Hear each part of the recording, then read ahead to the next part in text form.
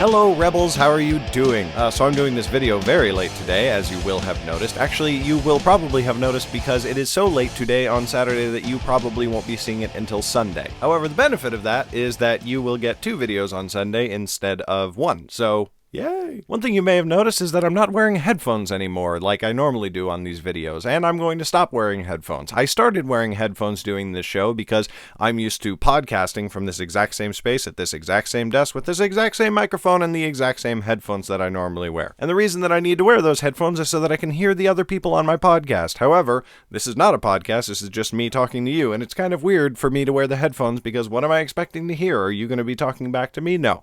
Are you? At first, the video was only going to be minorly late. It was going to be late to mid-afternoon because I stayed up late with some friends last night, and that's not a very good excuse, but it is. And I slept in with my son today because he was having a lot of problems last night. He's just getting over a fever. It's a whole mess. But then when I got up and decided what I was going to do for the day, I figured that it would actually be better to make this video after I went and did what I was going to do. Now, of course, what I was going to do is go talk with my co-author, Z.C. Bulger, because we are working on Wormspire, which is the sequel to Midrealm, this fine and fantastic book that I hold in my hands. And what I wanted to talk about was the subject of collaboration. So obviously collaboration is very important to me. I collaborate with Z.C. Bulger not only on the Realm Keeper series, but on the Ninjabread Man series. I also have collaborated in the past with Sean Platt from the Self-Publishing Podcast, and we are going to put out our first book together this year, and then maybe more in the future. I don't know. He might have gotten tired of working with me. I can be a little bit of a pain in the ass sometimes. I want to talk about why I find collaboration so awesome, because it is an incredibly powerful tool if you do it right. I mean, the simple fact remains that any truly awesome and worthwhile achievement in human history has been, to one degree or another, collaborative. You talk about the Declaration of Independence. Yes, Thomas Jefferson wrote it, but it was collaborated upon beforehand. Constitution of the United States. Any country that you particularly like and want to hold up as an awesome example of human achievement was collaborated upon and is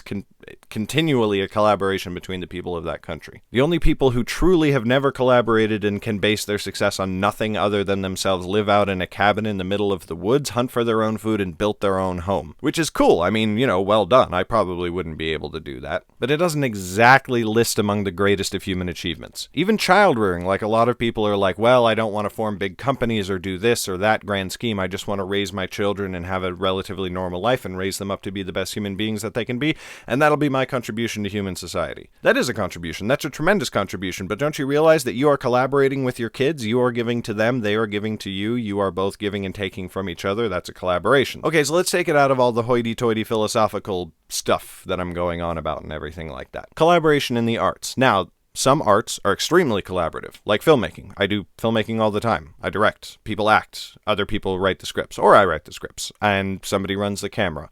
That's a whole lot of collaboration. Music, generally a collaboration. You usually have a band or perhaps an orchestra. And there are people who go out there and just sing and play their own guitar and everything like that. But the people who sing and play their own guitar and record and mix and distribute and sell all of their own product using nothing but themselves, those people are, well, probably non-existent. And before you point out an example to me, make sure that they don't distribute their music through iTunes or Amazon, because in that case, they're collaborating with those companies who are composed of a whole lot of other people. So what makes my collaboration with Zach so successful? Well, it's because of a quality that I think that the two of us have inherently, and that not everybody will necessarily have. So it can be harder or easier depending on what you inherently have, but I think that it's a skill you can develop. And it is the ability to set aside your own ego. Now, I talk about this on the podcast, but I'm assuming that there's at least a couple people who may or may not watch or see this who haven't listened to the podcast. And even if you do listen to the podcast, I mean, we talk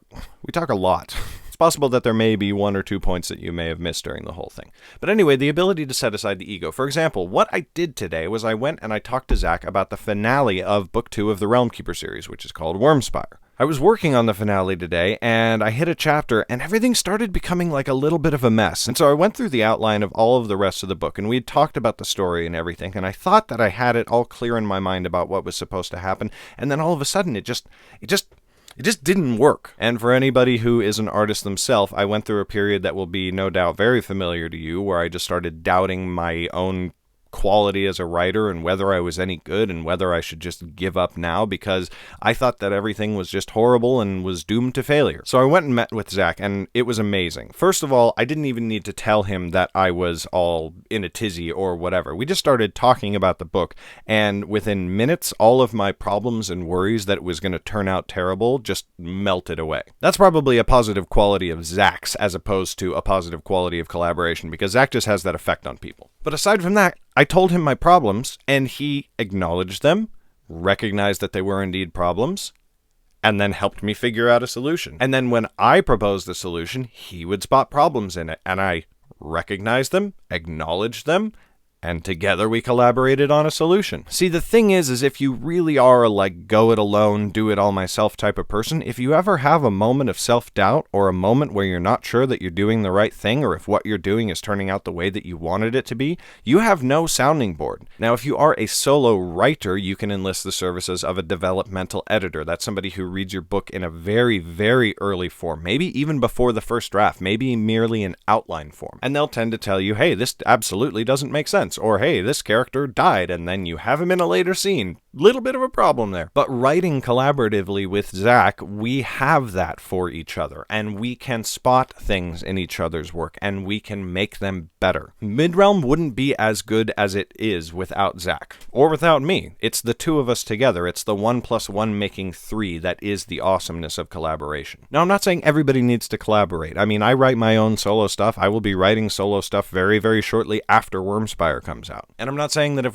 you're one of those rugged individualists that you can't have that too. Go for it, do your thing. But I do think that collaboration makes it easier and enables you to get a better product out faster. That was the lesson that I learned from today. I just thought that was really awesome. In terms of reporting on production, I was not as productive as I thought I was going to be in my very, very peppy video that I recorded first thing in the morning yesterday. I only wrote 2,113 words because after that was when I first started running into these problems with the story, and things kind of went to shit after that. And since I've been working on this stuff and with Zach most of today, I think that I'm only going to be able to write another 2,000 words before the end of the day, unless I stay up late, which I might do. I'm a little bit inspired, so I might stay up late. So 2,000 plus words tonight. But I will vlog again tomorrow. It will come a lot earlier than this one. I just wanted to get this video done after I had the meeting with Zach for reasons that will be obvious if you just finished watching this video. Also, tomorrow at 2:00 p.m. Pacific Standard Time, I will be recording the We Make Movies Film Geeks podcast with my co-host Chad Kukihiko, so